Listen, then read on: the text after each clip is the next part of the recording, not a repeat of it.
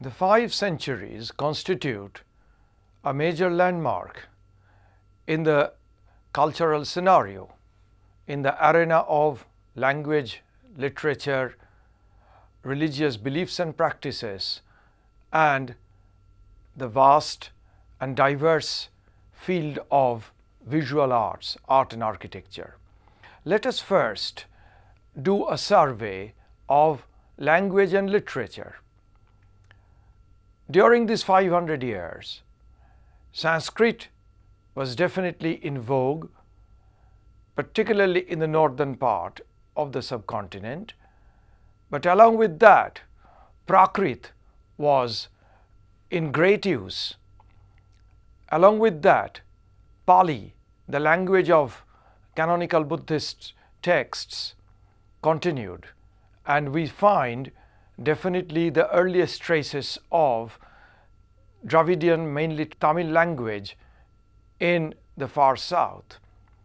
Beginning our survey with the development in Sanskrit literature, Sanskrit was used for writing both creative literature and also theoretical treatises, normative texts, as well as technical literature.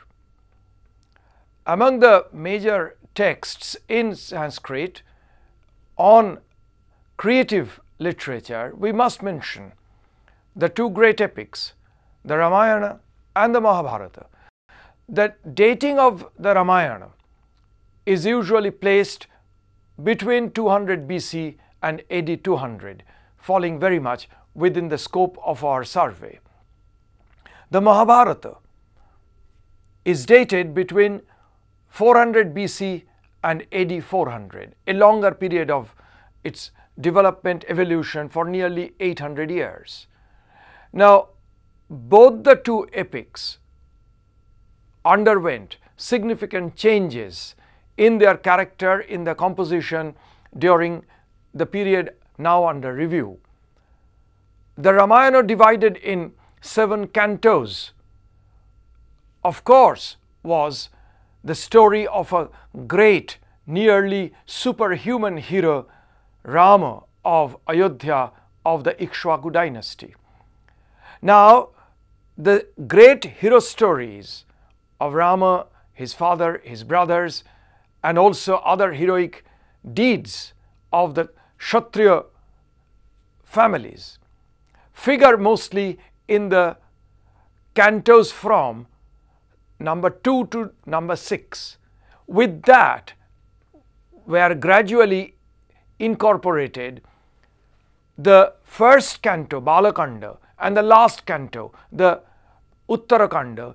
In these 2 kandas, Rama appears as an incarnation of the great god Vishnu. He is born as Vishnu and after his life merges into Vishnu.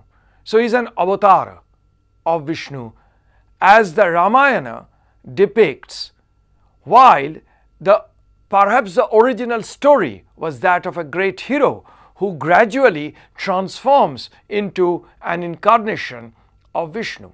So the text no longer remains purely a hero story, but assumes a character of a devotional text. Similarly, the Mahabharata, indeed a story once again of very great heroes, largely of the Kshatriya ruling houses, now assumes a character of also a didactic text, as into this text are incorporated sections like the Shanti Parvan, the Anushasana Parvan, which deals with normative instructions put in the mouth of Bhishma. Once again, the text, originally story of great heroes, becomes almost a Shastra. Now, these are the significant changes that were taking place during this period.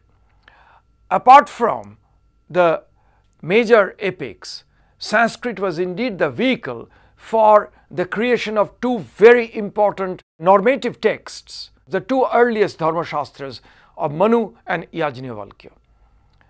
If Sanskrit was the major vehicle for the Dharma Shastra type of literature, one major area was writing the technical treatise on grammar. The Mahabhashya Patanjali belongs to this period. Patanjali was a contemporary of Pushyamitra Sunga. These developments closely correspond to the composition of two other very important technical treatises belonging to the realm of medicine, medical sciences. I am referring to the two great medical treatises belonging to Charaka and Susruta. Charaka's Samhita mainly deals with therapeutic measures for the amelioration of diseases, while Susruta suggests different types of surgeries for the treatment of various diseases. This is the wide range of texts written in Sanskrit.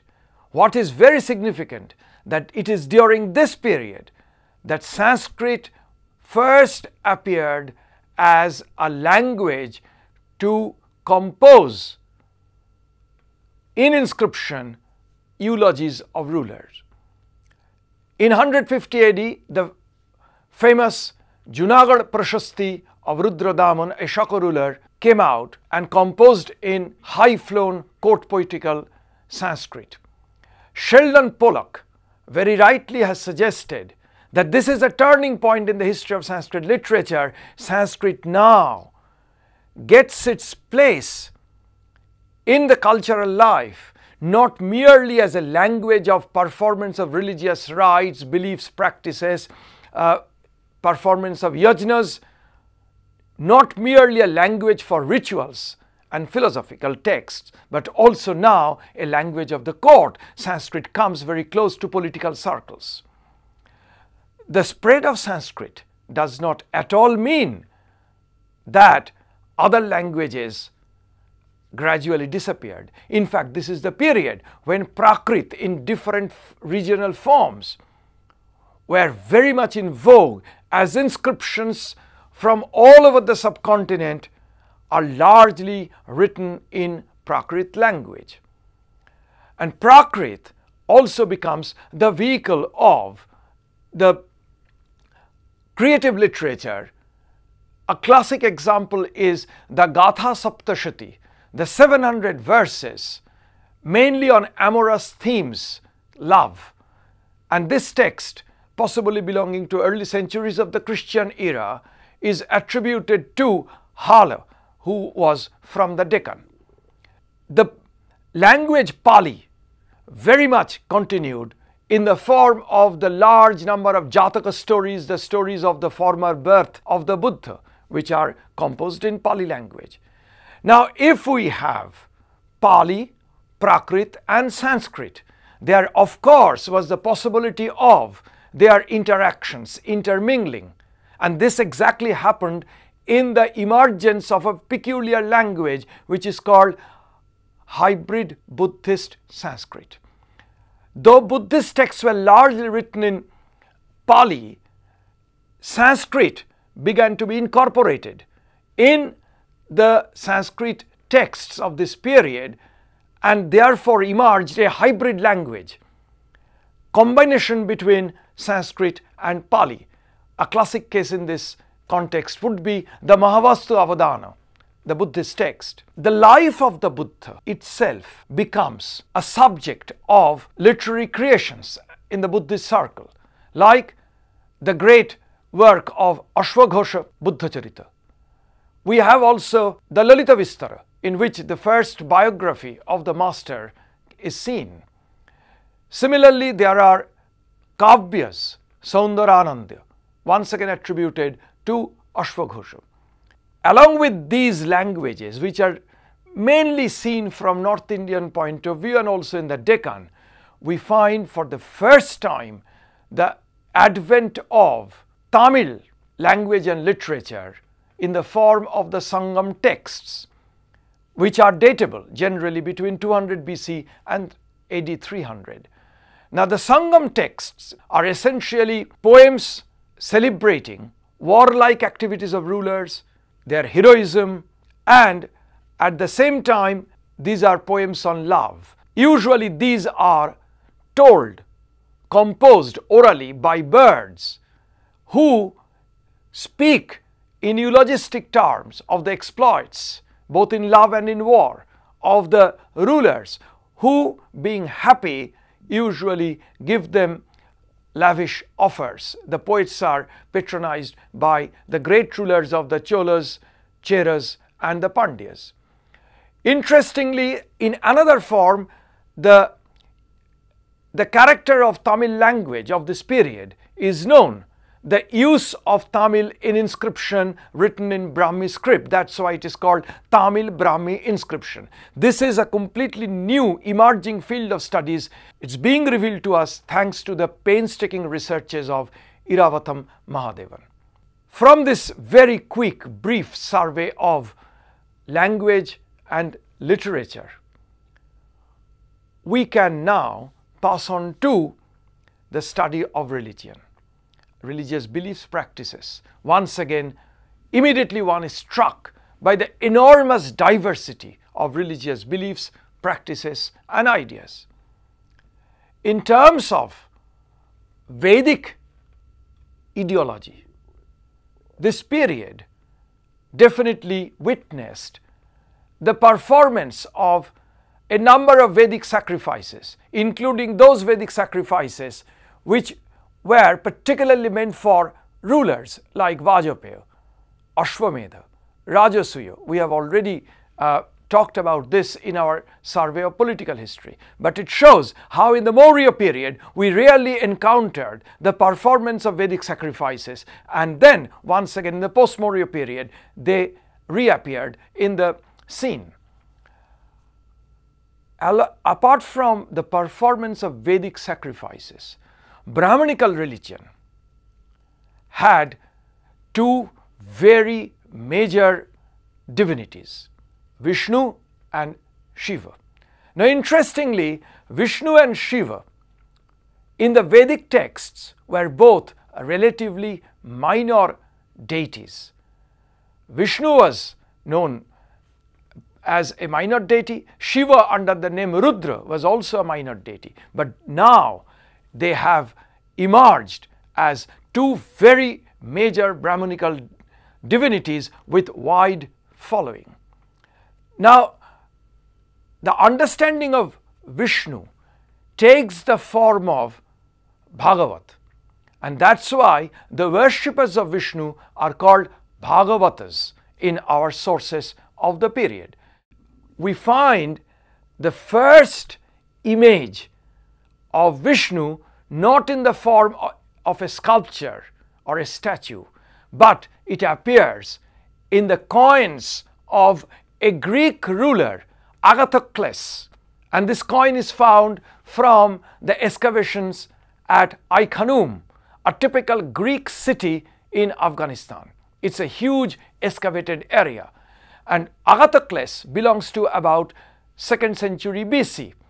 In two coins of King Agathocles figure not only Vishnu, the four-armed image of Vishnu, but also his elder brother Balarama Sankarshana, who carries the typical diagnostic trait of a plough. That's why Balarama is called the carrier of a plough, Haladhara.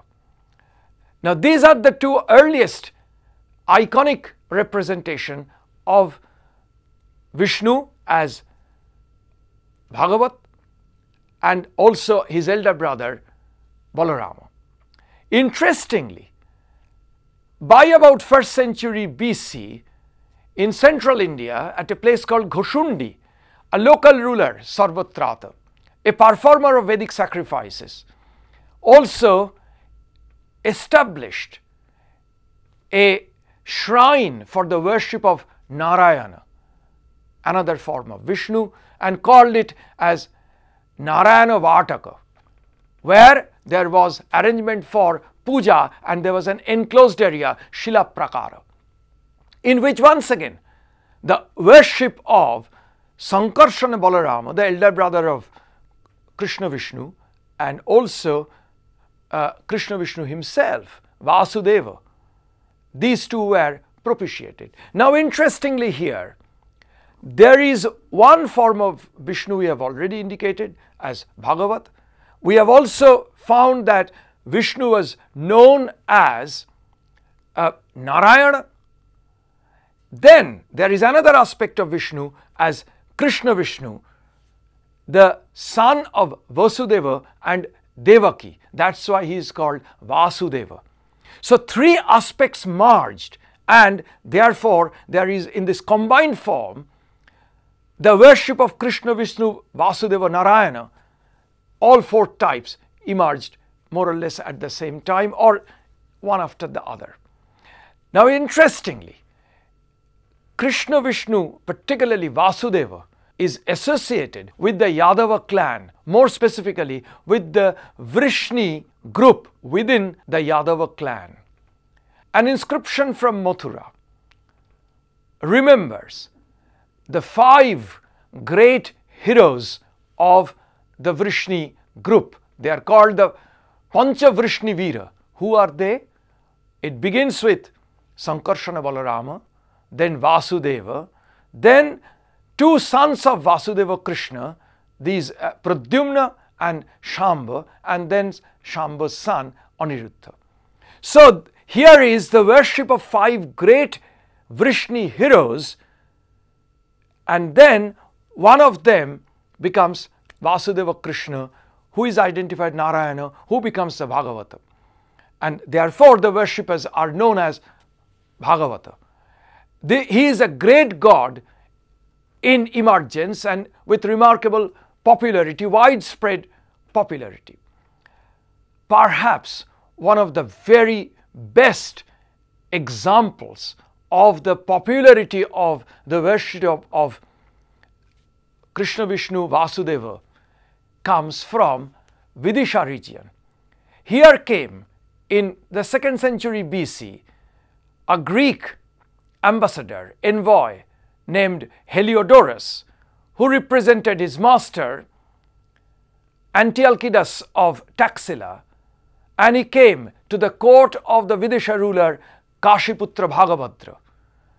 There he established, caused to be erected a pillar with a Garuda symbol, Garuda being the vehicle or mount or Vahana of Vishnu Vasudeva.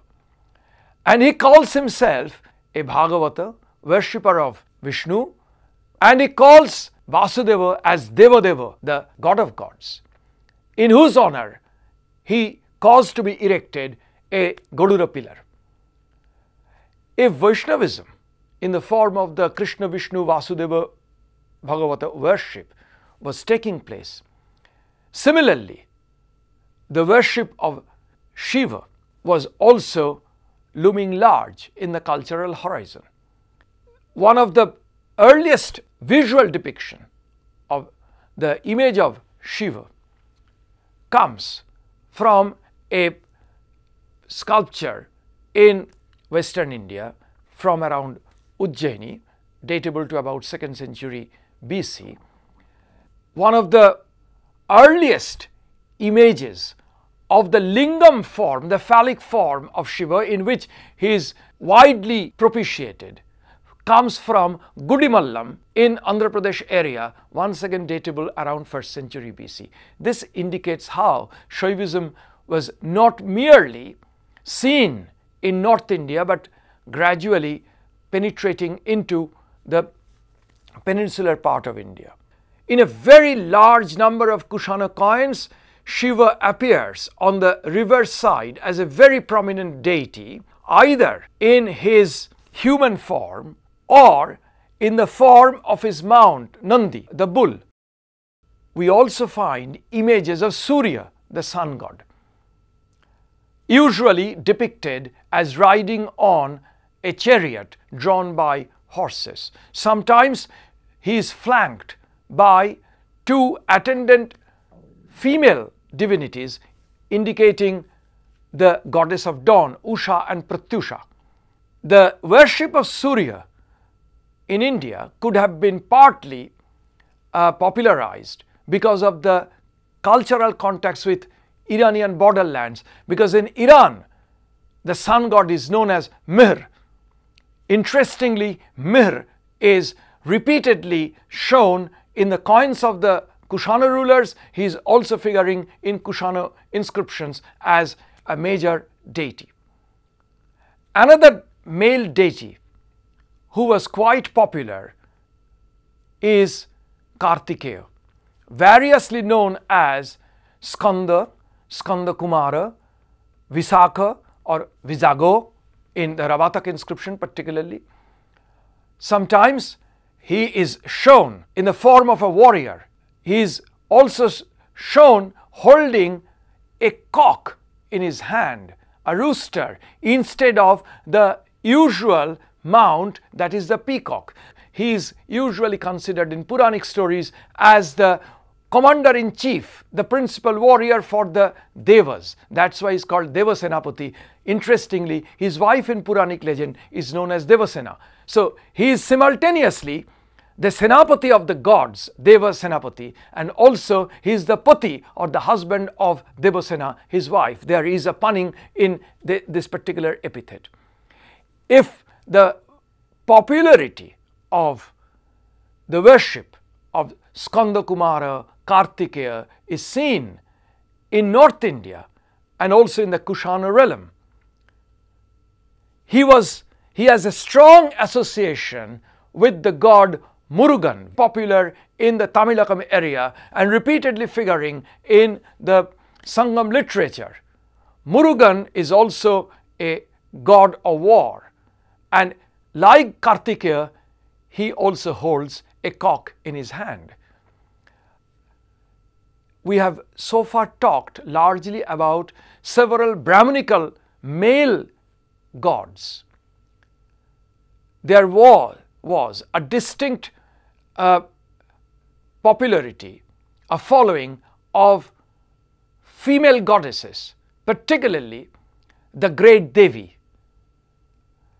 represented in a large number of terracotta figurines. These terracotta figurines are often called as mother goddess figurines because they are seen as great mothers, and the fertility aspect of motherhood is often emphasized in these terracotta figurines.